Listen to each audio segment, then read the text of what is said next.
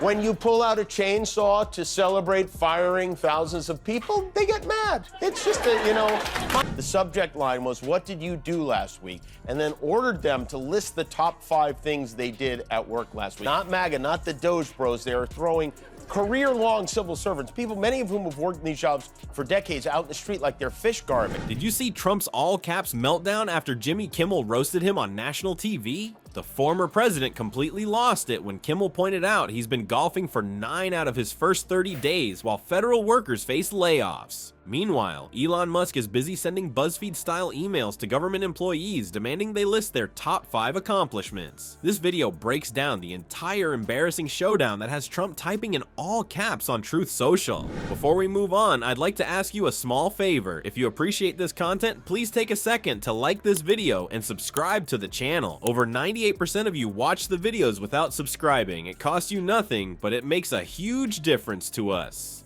So, did you click the subscribe button? Great, thank you so much. Now, back to the video. Ever wonder what happens when 2 of the world's most powerful men with paper-thin skin get roasted by a late-night comedian? Well, grab some popcorn because Jimmy Kimmel just triggered the tantrum of the century. And Kimmel didn't hold back when he pointed out that while federal workers were getting pink slips, Trump was busy perfecting his golf swing. 9 days of golf in his first month as president. Liger Woods has already spent $10.7 million of tax money playing golf. Trump has played golf on 9 of his first 30 days of work. Oh, good. Let's get Dr. Huxtable in there, too, while we're at it. I mean, he only hires people from television. It's really remarkable. It's like the government is being run by BuzzFeed. It's ridiculous. Meanwhile, while all this so-called cost-cutting is happening, that's nearly a third of his time in office spent whacking little white balls around while taxpayers footed a $10.7 million bill. Kimmel's takedown was savage, but also something most comedians would consider, their actual job. But our former president doesn't exactly handle criticism like a grown-up. Instead of laughing it off or, heaven forbid, reflecting on his choices, Trump went full teenager who just got his Xbox taken away on Truth Social. All caps rage mode activated. He called Kimmel a low ratings loser and a disgrace to America. Nothing says presidential material quite like typing angry messages in all caps on your own social media platform that nobody uses. Really remarkable. It's what an absolute mess these scoundrels are making of our country, of people who are upset with Elon Musk vandalizing Teslas and Tesla dealerships. Then out of nowhere, like a billionaire Batman swooping in to save his buddy, Elon Musk decided this was his fight too. The same Elon who previously called Trump boring and suggested he should be permanently banned from Twitter. Talk about a plot twist. Suddenly they're besties? The bromance nobody asked for, but we're all forced to witness. Musk attacked Kimmel as an insufferable nonsense propaganda puppet. The federal government is in unprecedented disarray. The mass firings continue with no research. They're just jumping in.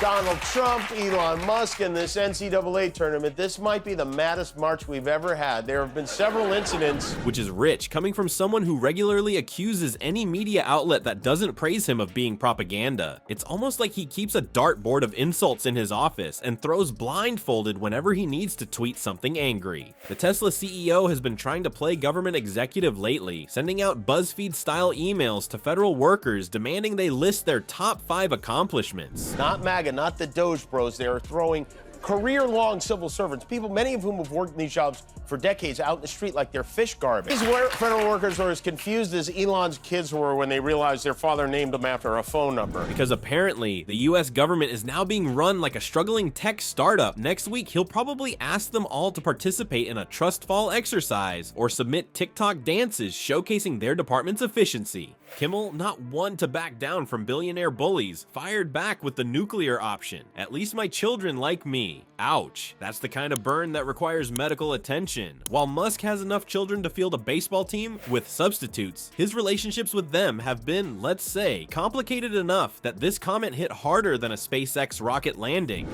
Ex-Luthor, Elon Musk, sent out a mass email over the weekend to all federal workers. And maybe the craziest part of all of it is Elon Musk has no official authority to fire anyone. The most hilarious part of this entire spectacle is watching two men worth billions between them, who control massive companies and have the ear of millions, completely melt down over a late-night joke. These are the same guys who position themselves as tough-skinned leaders, ready to save America from whatever boogeyman is trending that week.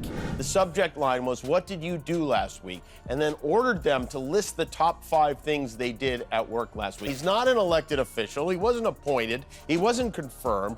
Who knew you could fire people at a place you don't even work? Their fragile egos make a soufflé look structurally sound by comparison. Trump can supposedly handle world leaders and international crises, but a joke about his golf habit sends him into a capital letter frenzy. Musk claims he's building rocket ships to Mars, but crumbles faster than a cookie when a comedian makes fun of his management style. Starting on day one, we will end inflation and make America affordable again. We'll do that. Give it a minute. Donald Trump, I know he ran saying he's going to lower prices, make everybody rich. It's not like he promised he would do it all on day one. On day one, I will begin to reverse the disastrous effects of Biden's inflation. Guillermo, what are we on? What day are we on?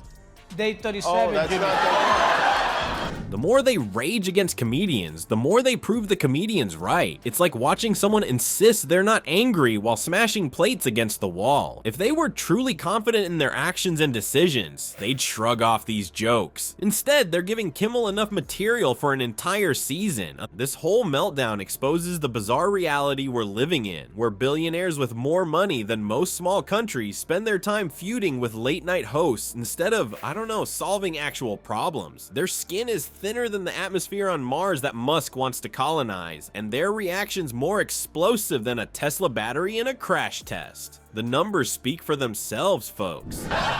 funny. If you told me a year ago that Hooters was going bankrupt, I would assume that the company had been purchased by Donald Trump. He's got biglier ideas to bring in revenue, including a new path to citizenship for those who pay up. A price on that card of about $5 million, and that's going to give you green card privileges plus.